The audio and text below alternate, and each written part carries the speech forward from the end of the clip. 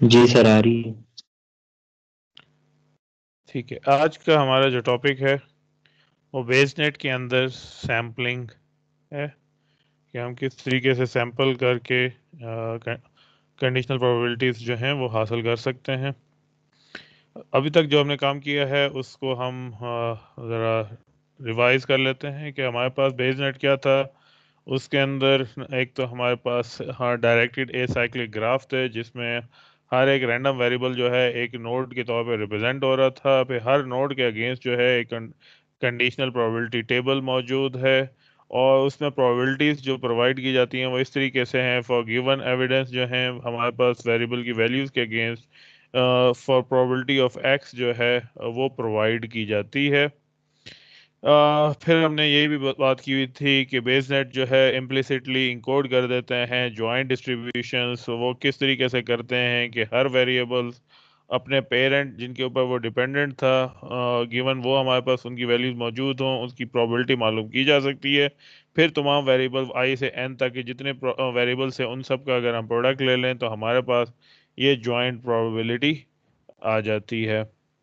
फिर लास्ट कल के लेक्चर में हमने जो चीज़ देखी थी वो था वेरिएबल एलिमिनेशन कि हम किस तरीके से वेरिएबल जो हैं वो साथ साथ एलिमिनेट करते जाएं ताकि हमारे पास जो है वो ज़्यादा लोड जो है वो इंक्रीज ना हो। तो उसके लिए हमने क्या किया था कि हम साथ साथ वेरिएबल ऐड करते थे और फिर जिन वेरिएबल्स ज्वाइन कर रहे होते थे और फिर जो जिनकी ज़रूरत नहीं थी उनको सम अप करके रिड्यूस कर देते थे।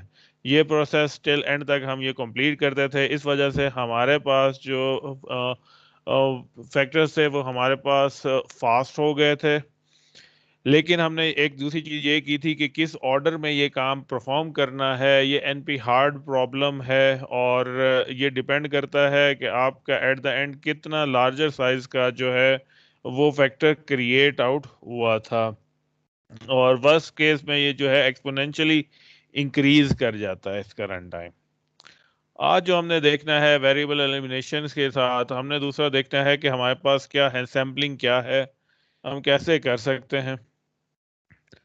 सैम्पलिंग हमारे पास क्या है कि हम एक तरह से सिमुलेशन जो है वो परफॉर्म आउट करें। अब सिमुलेशन हम किस तरीके से परफॉर्म करते हैं कि हमारे पास किसी भी डिस्ट्रीब्यूशन पे जैसे हमारे पास सैम्पलिंग डिस्ट्रीब्यूशन एस है तो एन सैंपल जो है वो हम एग्जीक्यूट कर लें और उसकी एग्जीक्यूशन के बाद सैंपल ड्रॉ करने के बाद उस पे पोस्टीरियर प्रोबेबिलिटी जो है वो अप्रोक्सीमेटली जो है वो हम कंप्यूट कर लें। तो अगर हम ये काम कर लें तो हमारे पास जो प्रोबेबिलिटी होगी जो ये पोस्टीरियर प्रोबेबिलिटी हम काउंट करके हासिल कर रहे हैं वो ट्रू प्रोबेबिलिटी की तरफ कन्वर्ज कर जाएगी। अब ये हम सैम्पलिंग क्यों करें? क्योंकि हमें मालूम करनी है गेट जो किधर से लर्निंग परफॉर्म आउट करनी है। और लर्निंग से हमारे पास क्या मतलब है कि हमारे पास हम सैंपल हासिल कर लें फ्रॉम द डिस्ट्रीब्यूशन जिनकी हमें वैल्यूज पहले से मालूम नहीं है। अब इस पे इन्फेरेंस में हमें ये कैसे फायदा दे सकते हैं कि हमारे पास getting a sample is faster than computing the right answer के हम वेरिएबल रिमूव करके वैल्यूज चेकआउट कर रहे हों एक एक करके चेक कर रहे हों बहुत सारे वेरिएशन हो सकते हैं। तो वहां पे करेक्ट एलिमिनेशन मेथड को अगर हम अप्लाई आउट कर रहे हैं तो हमें नहीं मालूम कि हम किस वेरिएबल को रिमूव करें किसको हाँ एलिमिनेट करें किसको ना करें। लेकिन उसके मुकाबले में अगर हम just sample out calculate out करते हैं और वहां से ट्रू प्रोबेबिलिटी की तरफ कन्वर्ज कराने की कोशिश करते हैं तो ये निस्बतन उसके फास्टर रह जाता है। एग्जाम्पल हम देखते हैं सैम्पलिंग के लिए। कैसे हमारे पास एक यूनिफॉर्म रैंडम डिस्ट्रीब्यूशन एल्गोरिदम मौजूद है। जैसे कि हमारे पास पाइथन के अंदर रैंडम का फंक्शन मौजूद है जो 0 और 1 के दरमियान में वैल्यू जो है वो जनरेट कर देता है। और हमारे पास एक प्रोबेबिलिटी टेबल भी मौजूद है से हमारे पास कलर के अगेंस्ट जो है वो उसकी प्रोबेबिलिटीज मौजूद है। 0.6 पॉइंट ग्रीन पे 0.1 और ब्लू पे 0.3। तो इसके अंदर क्या करें इस फंक्शन के थ्रू हम क्या करें कि हम एक वैल्यूज जो हैं वो प्रेडिक्ट आउट करें वो वैल्यू जो है अगर तो हमारे पास 0 से 0.6 के दरमियान में रहे तो हम कहें कि ये वैल्यू जो है सैंपल जो जनरेट हुआ है वो रेड का है। और अगर वो वैल्यू जनरेट हो इस रैंडम फंक्शन के थ्रू 0.6 और 0.7 के दरमियान में तो हम कहें कि ये ग्रीन है। और अगर हम 0.7 से 1 के दरमियान में कहें वैल्यू आ रही है तब हम कहें कि सैंपल जो हमारे पास जनरेट हुआ है वो ब्लू जनरेट हुआ है। अब ओरिजिनली ये वैल्यूज हमारे पास डिफरेंट हैं लेकिन एट द एंड जब हमने सैंपल लिए से हमने सिर्फ 8 सैंपल लिए हैं और ब्लू जो है वो हमारे पास 2 ब्लॉक्स आए हैं, 2 दफा अकर किया था और ग्रीन 1 दफा अकर किया है। तो अगर हम ये देखें तो हमारे पास ये कितनी बनी 2/8 हमारे पास अकर कर रहे हैं। हालांकि ओरिजिनल जो है वो 0.3 होना चाहिए लेकिन ये 0.25 के इर्द गिर्द रिजल्ट हमारे पास सैंपल्स पे फ्रीक्वेंसी हमारे पास आ रही है। लेकिन हम ये कहते हैं कि जब ये हम सैंपल साइज जो है वो बहुत ज़्यादा इंक्रीज करते चले जाएं तो ये जो सैंपल्स हमारे सामने जनरेट हो रहे हैं इनकी प्रोबेबिलिटी जो है वो कन्वर्ज कर जाएगी टुवर्ड द ट्रू प्रोबेबिलिटी। अब ये बेस सेट के अंदर हम किस तरीके से काम इनको परफॉर्म कर सकते हैं तो हमारे पास जो है मुख्तलिफ किस्म की सैम्पलिंग मेथडोलॉजीज मौजूद हैं जिनमें हमारे पास prior sampling, rejection sampling, likelihood weighting और गिफ्ट सैम्पलिंग मोस्टली इन इन दो को प्रैक्टिकली यूज किया जाता है और ये समझाने के लिए इस्तेमाल किए जाते हैं। हम पहले इनको देखते हैं। अब प्रायर सैम्पलिंग के अंदर हम क्या करने जा रहे हैं, फॉर एग्जांपल ये हमारे पास एक एग्जांपल हमारे पास बेसनेट गिवन है और हम इसमें एज्यूम ये कर रहे हैं कि हर एक के ऊपर सबसे पहले क्या किया हमने कि सबसे पहले रैंडम सैंपल इसमें से जनरेट आउट किया। +5 में से +C आ गया, +C हमारे पास जनरेट हो गया तो हमने एक वैल्यू +C राइट डाउन की। फिर इसमें से आगे हमारे पास जनरेट हुआ, इन दोनों की प्रोबेबिलिटीज में से हमने फिर इसको चेकआउट किया, से -C जनरेट हो -S जनरेट हो गया। फिर रेन को चेक किया तो इसमें भी प्रोबेबिलिटी से 0.8 की ज़्यादा है तो +R सैंपल में वैल्यू जो है एग्जीक्यूट हो गई।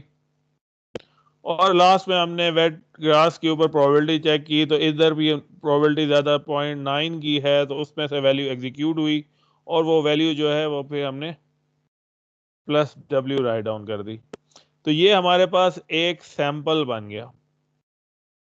ये काम हमने बार बार रिपीट करना है।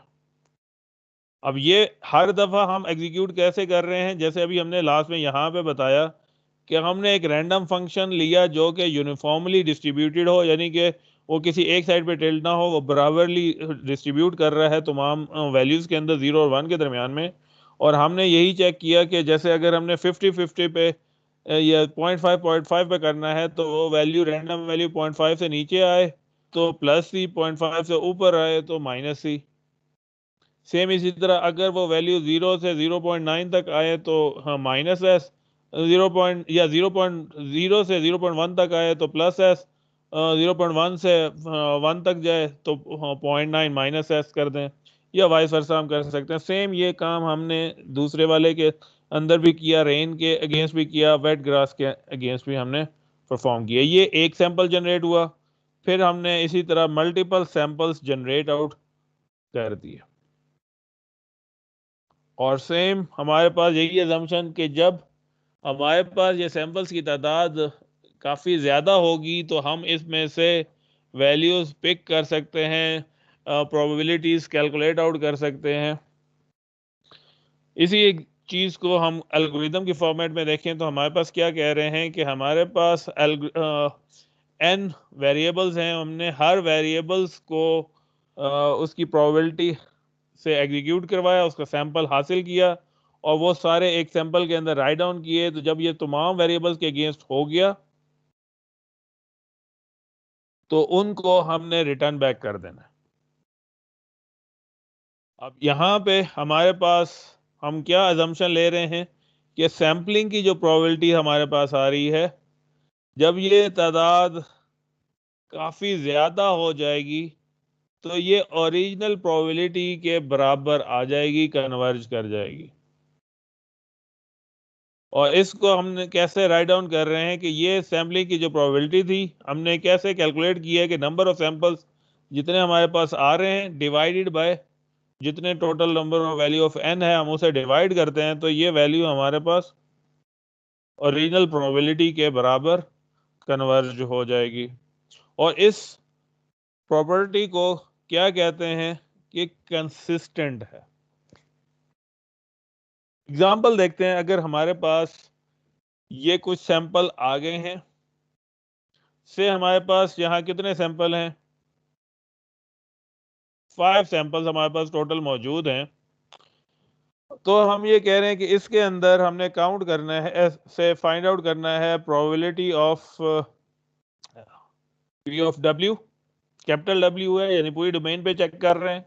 तो दोनों डोमेन पे चेक कर रहे हैं तो पॉजिटिव नेगेटिव दोनों हमने कैलकुलेट आउट करनी है। तो हम देखें पॉजिटिव किसमें कितने हैं, 4 पॉजिटिव हैं, 4 पॉजिटिव है हमारे पास, और एक काउंट जो है वो हमारे पास नेगेटिव का है। ये हमारे पास सिंपल काउंट हो गए। अब इनमें से प्रोबेबिलिटी निकालनी है तो हमने इसको नॉर्मलाइज कर देना है, यानी 4/5 और दूसरे केस में हमारे पास 1/5 हो जाएगा। तो ये हमारे पास 4/5 क्या हुआ, हमारे पास ये 0.8 वैल्यू हमारे पास आ गई, और ये हमारे पास वैल्यू जो है 0. नेगेटिव की केस में हमारे पास प्रोबेबिलिटी जो है वो 0.2 के बराबर आ गई नॉर्मलाइज करने के साथ। अब जितने ज्यादा ये सैंपल्स होते चले जाएंगे, जितने ज्यादा सैंपल्स होते चले जाएंगे, ये इसकी डिस्ट्रीब्यूशन जो है वो हमारे पास ट्रू डिस्ट्रीब्यूशन के बराबर आना शुरू हो जाएगी। हम इसके अलावा भी कैलकुलेट कर सकते हैं। फॉर एग्जांपल, अगर हमने कैलकुलेट आउट करना है probability of capital C given हमारे पास स्मॉल पॉजिटिव डब्ल्यू हमारे पास आ रहा है, तो हमारे पास 4 दफा जो है प्लस डब्ल्यू जो है वो अकर किया है। तो ये हमारे पास 4 दफा तो प्लस डब्ल्यू अकर किया है, और उसमें हम चेक कर रहे हैं कि सी के साथ क्या क्या वैल्यू आई है। इसमें सी में 3 दफा प्लस सी आया, और एक दफा जो है माइनस सी आया।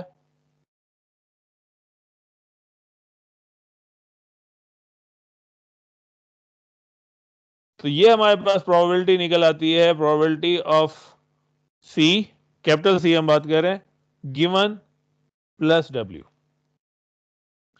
सेम इसी तरीके से हम दूसरा भी कैलकुलेट आउट कर सकते हैं, कंडीशनल प्रोबेबिलिटी गिवन 2 फैक्टर्स हमारे पास मौजूद हैं, एक प्लस आर भी हमारे पास मौजूद हो और प्लस डब्ल्यू भी मौजूद हो। तो इस केस में अगर हम देखें तो हमारे पास कितने वैल्यूज आ रही हैं जो प्लस आर और प्लस डब्ल्यू पे हैं।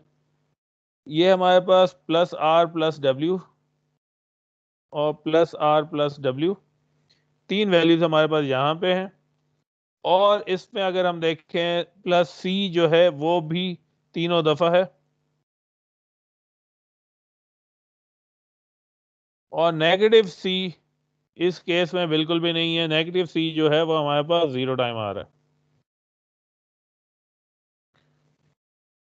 अगर हमने और क्वेश्चन करना है कंडीशनल प्रोबेबिलिटी का कि हमें मालूम हो जाए कि probability of C given minus R and minus W, तो हम यहाँ पे देखें तो हमें मालूम ही नहीं हो सकता यहाँ पे, क्योंकि उसका सैंपल कोई जो है वो जनरेट ही नहीं हुआ। तो हम यहाँ पे बहुत सारे क्वेश्चंस का तो आंसर दे सकते हैं, लेकिन कुछ क्वेश्चन ऐसे भी हैं जिनका हमें मालूम नहीं हुआ, जो सैंपल अभी तक जनरेट नहीं हुए। और एक्सपेक्ट यही किया जाता है जब बहुत ज्यादा सैंपल जनरेट आउट हो जाएंगे तब हम उनका आंसर भी दे पाएंगे।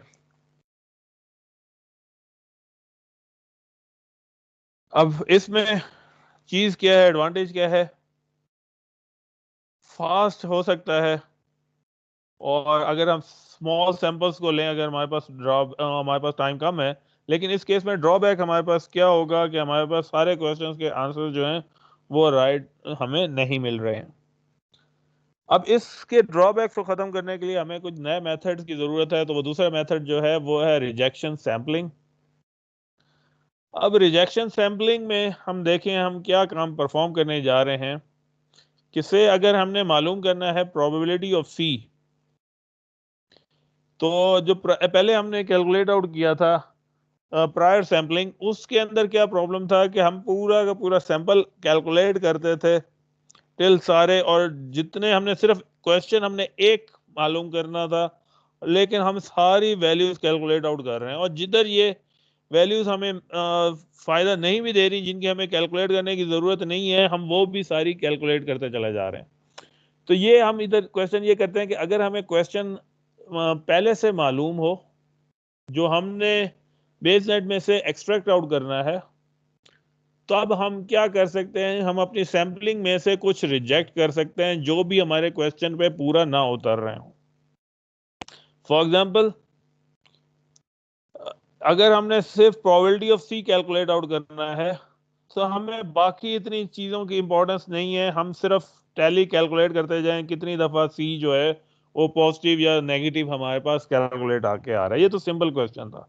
लेकिन अगर हमारे पास क्वेश्चन इस तरीके से है कि अगर हमारे पास गिवन एविडेंस मौजूद है प्लस एस का, और हमने फिर कैलकुलेट करना है प्रोबेबिलिटी ऑफ सी, तब हम क्या करें कि जैसे ही हमारे पास हमने पहले इसकी वैल्यू कैलकुलेट की, सेकंड सैंपल पे हमारे पास एस पे कैलकुलेट हुआ, और एस पे हमारे पास वैल्यू जो है वो नेगेटिव एस आ गई है, जो हमारे एविडेंस के साथ मैच नहीं कर रही, तो हमें बाकी रिमेनिंग वेरिएबल्स पे सैंपल करने की ज़रूरत नहीं है। हम यहीं से इस सैंपल को डिस्कार्ड कर दे सकते हैं, क्योंकि ये हमारे क्वेश्चन को आंसर देने में इस्तेमाल नहीं होगा। हम यहाँ से डायरेक्ट इसको निकाल के बाहर सकते हैं, बाहर रख सकते हैं। जो मेथड जिसके अंदर हमारे पास ये प्लस एस आ जाता है, उसको आगे कंप्लीट होने दें, और जिसमें ये माइनस एस आ जाए, उसको वहीं पे ही डिस्कार्ड करते चले जाए। तो इस तरह के मेथड को हम कहते हैं रिजेक्शन सैंपलिंग। अब इसमें क्या मेथड है, क्या हम इसको एल्गोरिथम के फॉर्मेट में लिखें, तो हमने सेम वही काम करना है कि तमाम पेरेंट्स के अपने वेरिएबल्स के अपने पेरेंट पे जो डिपेंडेंट है गिवन एविडेंस के साथ, उनकी प्रोबेबिलिटी जो है वो उसके तहत हमने सैंपल जनरेट आउट करना है।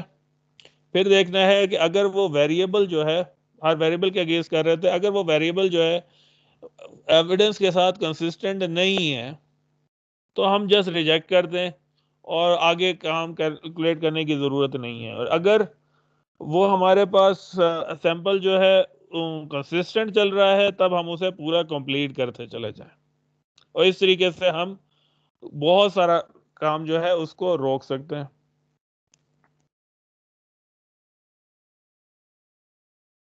तो हम इसमें मेन काम यहाँ पे क्या आ रहा है कि जब तक वेरिएबल जो है वो हमारे पास एविडेंस जब मिलता है, वहां पे जाके वेरीफाई होता है कि यहाँ से उसने आगे फॉरवर्ड मूव करना है या नहीं मूव करना।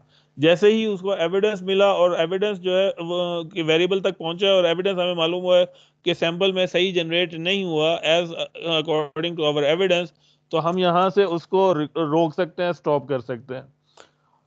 इसका एडवांटेज ये है कि अगर हमारे पास बहुत सारे वेरिएबल्स हैं, लाखों की तादाद में वेरिएबल्स मौजूद है बेसनेट के अंदर, और हमने उसके चंद वेरिएबल शुरू में ही हमें एविडेंस मिल गया है, तो हमारे बहुत सारा टाइम जो है वो अगले वेरिएबल्स को चेक करने में ज़ाया नहीं होगा।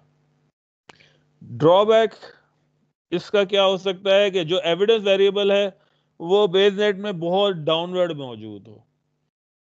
अपर साइड्स पे आप बहुत सारे सैंपल चेक करते आए, बिल्कुल एंड वाले वेरिएबल पे आके हमारे पास एविडेंस मौजूद था, यहाँ पे जब हमने चेक किया तो सैंपल ज़ाया हुआ, तो शुरू वाला सारा टाइम जो है वो वेस्ट चला गया।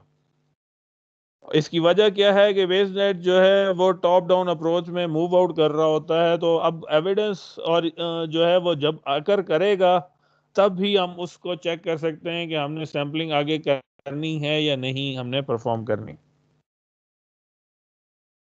इस मेथड के ड्रॉबैक्स को रिमूव करने के लिए लाइक्लीहुड वेटिंग मेथड जो है वो डिज़ाइन किया गया। अब पिछले बात जो हमने ड्रॉबैक की थी, हम दोबारा उसको एक दफ़ा देख लें कि अगर तो एविडेंस जो है वो हमारे पास बहुत ही अनलाइकली है कि उसके अकर करने के चांसेस बहुत ज़्यादा हैं, तो क्या होगा, बहुत सारे सैंपल्स जो हैं वो रिजेक्ट होंगे।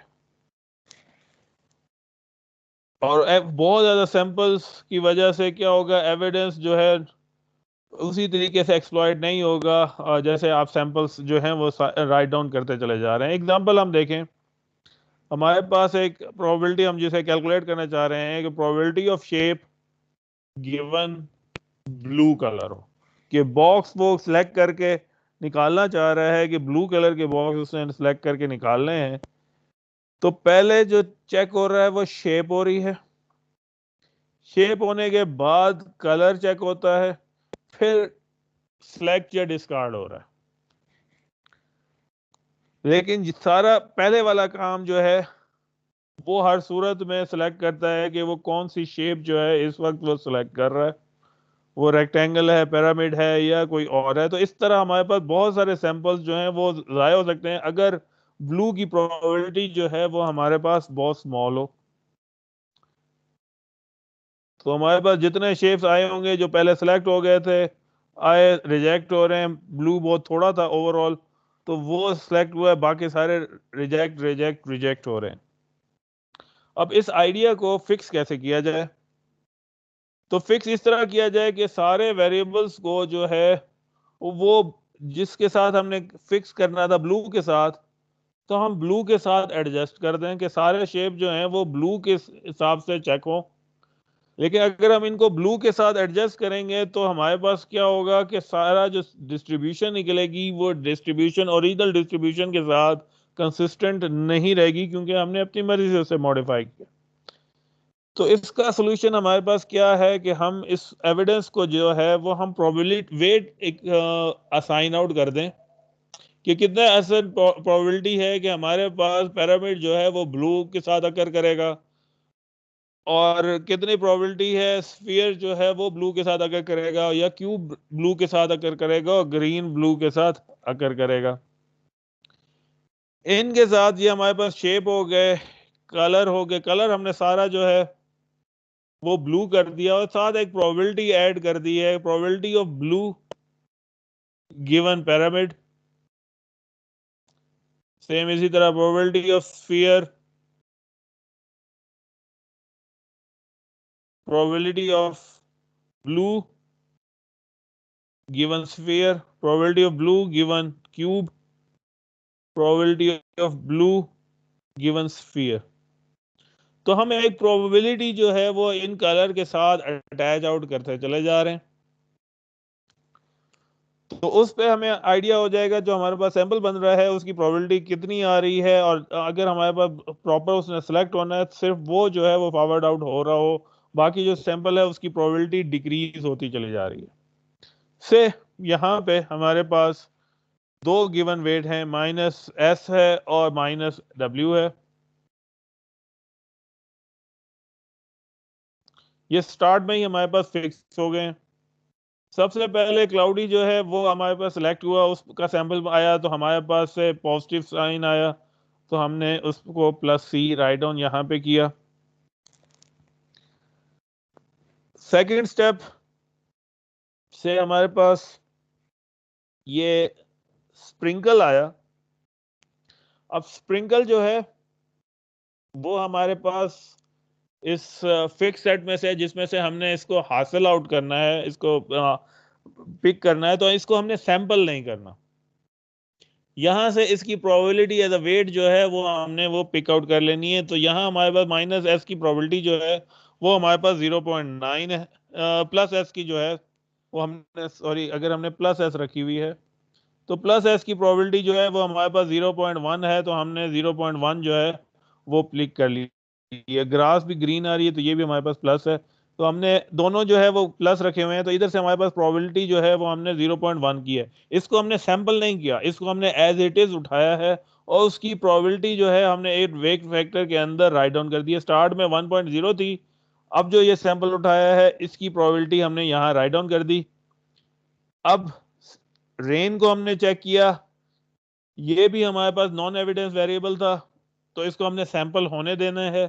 अब इसमें से सैंपल हुआ, कोई भी हमारे पास वैल्यू आई, से प्लस रेन आ गई, तो हमारे पास 0.8 में से वैल्यू आ गई, तो हमने जस्ट उसका प्लस आर राइट डाउन कर दिया। इसके बाद जब हमारे पास यहाँ दोबारा वेट वाला केस आया तो हमने इसको सैंपल नहीं करना, हमने जस्ट इसकी प्रोबेबिलिटी से इसको प्लस वेट इसका उठा लिया और इसकी प्रोबेबिलिटी जो है वो साथ में मल्टीप्लाई आउट कर दी। अब हमारे पास जो सैंपल बना उसमें हमने फोर्स करके बाय फोर्स ये दो वैल्यूज जो हैं अपनी मर्जी की राइट डाउन की हैं। उनकी प्रोबेबिलिटीज हमने राइट डाउन यहाँ पे वेट में राइट डाउन की है। जो सैंपल हो रहे हैं वो वेरिएबल्स हैं जो हमारे पास एविडेंस वेरिएबल नहीं थे। अब इसका एडवांटेज हमें क्या हो रहा है कि दोबारा देखें हम इस कोड के अंदर कि हमने हर वेरिएबल को उठाया है। अगर तो वेरिएबल जो है हमारे पास एविडेंस वेरिएबल है तो हमने जस्ट ऑब्जर्वेशन की है यानी वैल्यूज उठा ली है और हमने सैंपल आउट नहीं किया और उसके वेट के साथ जो मल्टीप्लाई कर रहे हैं वो हमने उस पे जो प्रोबेबिलिटी मौजूद थी उसके अकर करने की वो प्रोबेबिलिटी के साथ उसको वेट में मल्टीप्लाई कर दिया। अदरवाइज हमने उसे प्रॉपर सैंपल आउट किया है, रैंडमली हमने उसको सैंपल आउट किया और वो सैंपल और जो रिजल्टेंट हमारे पास प्रोबेबिलिटी बन रही है, जैसे इस केस में हमारे पास क्या प्रोबेबिलिटी बन रही है 1 × 0.1 × 0.99, तो समथिंग 0.099 समथिंग वैल्यू जो है वो हमारे पास आ रही है। तो ये प्रोबेबिलिटी जो है वो हमने राइट डाउन कर दी कि ये सैंपल की जो है प्रोबेबिलिटी अकर होने की प्रोबेबिलिटी है और हमने वो अगर रिसीव करने हैं जिन पे हमारे पास प्रोबेबिलिटी ज़्यादा आ रही है तो वो हमें हेल्प आउट करेंगे, जिनकी प्रोबेबिलिटी लेस हो रही है उसको हमने वैसे डिस्कार्ड होने के चांसेस बढ़ते चले जा रहे हैं। अब इसमें हमारे पास क्या है, वो पेरेंट्स जिनके ऊपर वेट्स आ रहे थे वो अपने वेट प्रोबेबिलिटी के वेट के साथ सैंपल में मौजूद हैं और वो वेरिएबल जो नॉन एविडेंस वेरिएबल थे वो हमारे पास अपने रैंडम सैम्पलिंग की वजह से हाँ, अपना काउंट जो है वो इसके अंदर ऐड कर रहे हैं और एट द एंड हम ये कह रहे हैं कि हमारे पास ये सैम्पलिंग एविडेंस जो है वो तकरीबन ट्रू के करीब अकर करना शुरू कर देगी, गिवन कि हमारे पास ये इसके वेट हमने सही पिक आउट कर लिए हैं। तो हमने इसमें क्या किया, क्यों हमारे पास ये गुड है कि हमने एविडेंस को अकाउंट में लिया है as we generate the sample. जो वैल्यूज हमने रखी थी उस क्यों हमारे पास गुड हो गया, क्योंकि हमने उसकी एक्चुअल प्रोबेबिलिटी जो उसमें अकर होने की थी हमने वो सैंपल बना के उसके अंदर राइट डाउन किया उसकी प्रॉपर प्रोबेबिलिटी के साथ। जो हमारे पास ओरिजिनल टेबल के अंदर मौजूद थी हमने उसको इस्तेमाल किया। जो बाकी एरिया थे नॉन एविडेंस वेरिएबल थे सिर्फ उनको हमने सैम्पलिंग में जाने दिया। तो हमारे पास क्या होगा, हमारे पास ज्यादा से ज्यादा एविडेंस जो होंगे वो उसी को अकर करने की कोशिश करेंगे जो हमारे पास रियल वर्ल्ड के अंदर जिसकी मदद से हम आंसर राइट डाउन कर सकते हैं। अब इसके अंदर भी इशू फिर वही है हमारे पास कि ये सारे प्रॉब्लम्स जो हैं वो सॉल्व नहीं कर सकेगा। अब ये भी वही है कि हमारे पास टॉप डाउन स्ट्रीम है कि हम ऊपर से नीचे की तरफ मूव आउट कर रहे हैं और हमारे पास जो सैंपल्स आ रहे हैं वो मैच आउट कर रहे हैं बिल्कुल एंड के ऊपर या साइड पे हमारे पास मैच आउट कर रहे हैं। तो नतीजा क्या होगा कि जब तक हमने डाउन तक हम पहुंच रहे हैं फिर हम जाके उन वेरिएबल्स को एडजस्ट आउट कर रहे हैं और अगर उनकी प्रोबेबिलिटी कम है तो ज्यादा वेरिएबल्स होंगे जो बार बार सैंपल हो रहे हैं और बहुत कम ऐसे वेरिएबल्स हैं जो फिक्स्ड हो रहे हैं।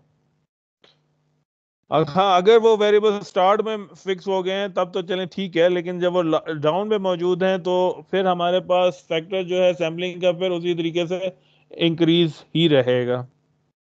इस चीज को सॉल्व करने के लिए हमें दोनों एंड पे चीजें चाहिए जो दोनों साइड से अपर वेरिएबल्स को भी एडजस्ट करें डाउनवर्ड वेरिएबल्स को भी जो है वो एडजस्ट करें एविडेंस के साथ।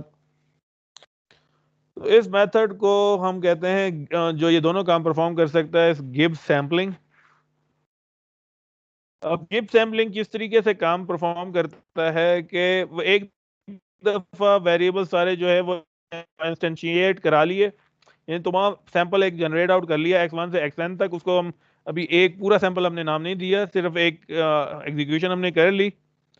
फिर उसके अंदर किया कि जो हमारे पास एविडेंस के साथ कंसिस्टेंट थे हमने नोट डाउन कर लिया। फिर जो बाकी वेरिएबल नॉन एविडेंस वेरिएबल थे उनको एक एक करके हम सैंपल करेंगे। और किस तरह सैंपल करेंगे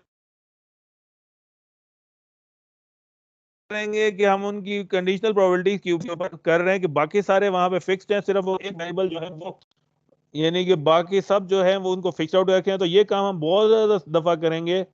तो हमारे पास जो नॉन एविडेंस वेरिएबल थे उनका भी जो रिजल्ट है वो हमारे पास फिक्स होना शुरू हो जाएगा हमारे पास गिवन एविडेंस।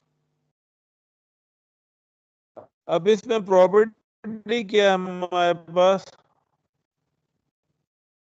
कि यही काम अगर हम ज्यादा इनफाइनाइट टाइम तक हम करते रहे और हमारे पास सिर्फ एक वेरिएबल के अगेंस्ट हम कर रहे हैं, तो एक वेरिएबल की जो ट्रू प्रोबेबिलिटी डिस्ट्रीब्यूशन है वो आसान हो जाएगी हमें कैलकुलेट आउट करना। तो इस तरीके से हम एक वेरिएबल की हम बहुत आसानी से कैलकुलेट आउट कर सकते हैं। और ये हमारे पास अपस्ट्रीम और डाउनस्ट्रीम वेरिएबल्स कंडीशन जो है एविडेंस की बेस पे उन दोनों को एडजस्ट कर लेता है अपने पास। एग्जांपल देखते हैं कि हमने सबसे पहले एक एविडेंस जो है वो फिक्स कर दिया हमारे पास। हमने कैलकुलेट करना है probability of S given R. ये हमारे पास ये गिवन है। हमने एक इनिशिएट करवा लिए, इनिशियलाइज करा लिए अपने सारे वेरिएबल एक दफ़ा। तो क्या इनिशियलाइज हो गए, एक रैंडमली इनिशियलाइज हुए कि हमारे पास सी पॉजिटिव आया, आर हमने खुद फिक्स किया हुआ था, एस और डब्ल्यू जो है वो हमारे पास नेगेटिव हो गए। अब क्या करना है कि हमने चूज करना है नॉन एविडेंस वेरिएबल। अब नॉन एविडेंस वेरिएबल जो हैं वो हमारे पास ये तीन है। इन तीन में से कोई एक हमने सेलेक्ट करना है। से हमारे पास इस दफा सेलेक्ट हो गया एस। फिर हमने क्या करना है कि हमने एक कंडीशनल प्रोबेबिलिटी के probability of x given all other variables, उसके तहत एक्स को दोबारा सैंपल आउट करना है। इसी वेरिएबल को दोबारा सैंपल करना है। ये हमने इसके तहत इस प्रोबेबिलिटी के तहत सैंपल आउट किया कंडीशनल प्रोबेबिलिटी के तहत। तो हमारे पास से दोबारा जो है पॉजिटिव एस ही मिल गया। फिर हमने दोबारा यही काम रिपीट करना है। रिपीट करना है, इस दफा हमने से नया वेरिएबल ले लिया या वही वेरिएबल भी ले सकते हैं। लेकिन हमने दूसरा दफा हमारे पास रैंडमली दूसरा जो नॉन एविडेंस वेरिएबल है वो सिलेक्ट हो गया। फिर हमने उसकी कंडीशनल प्रोबेबिलिटी के तहत कि conditional probability for that C given all variable. अब ये एस प्लस एस कहां से आया है, जो हमने कहा कि ये वेरिएबल से हमने सेलेक्ट किया था, इसमें से जो रिजल्ट आया वो प्लस सी था, प्लस एस था। तो हमने ये इधर राइट डाउन कर दिया, सी बाहर निकाल लिया। फिर हमने दोबारा किया, हमारे पास फिर प्लस सी आया। अगली दफा से दोबारा अब हमने प्रोबेबिलिटी कैलकुलेट करनी है डब्ल्यू की। तो probability of W I plus S यहाँ मौजूद था, सी जो है वो प्लस आया है। और अब हमने डब्ल्यू के लिए कैलकुलेट करना है, तो फिर सैंपल करना है इस प्रोबेबिलिटी के तहत। और ये काम हमने से बहुत लार्ज दफा करना है।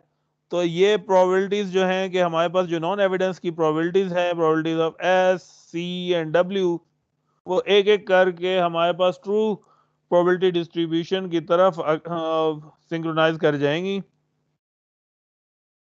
अब इधर सिर्फ हमारे पास क्वेश्चन ये है कि हम ये किस तरीके से कैलकुलेट आउट करें जिसमें से हमने ये प्रोबेबिलिटी जो है या सैंपल जो है वो हमने हासिल करना है।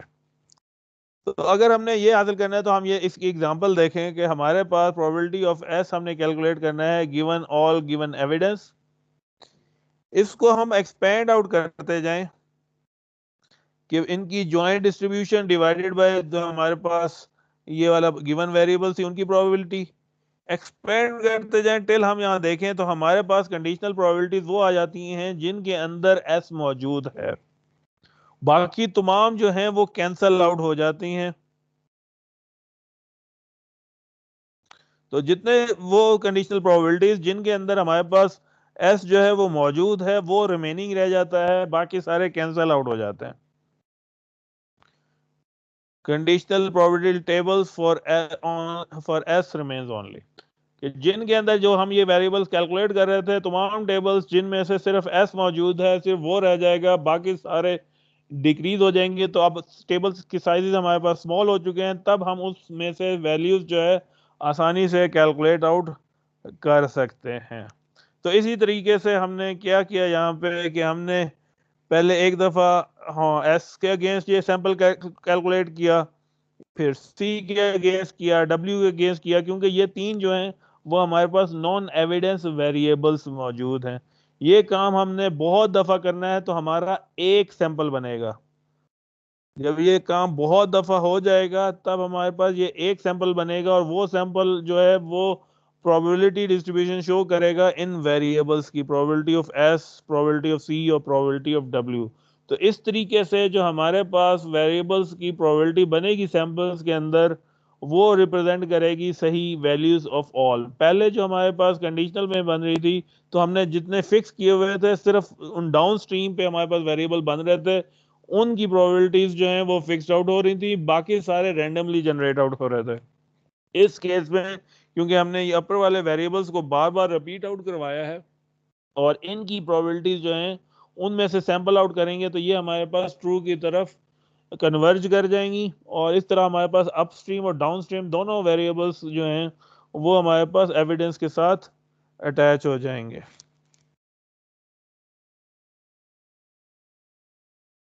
तो ये हमारे पास चार मेथड हैं। एक प्रायर सैम्पलिंग के सिंपली सारे वेरिएबल्स को एग्जीक्यूट करें, उनको सैंपल आउट कर दें।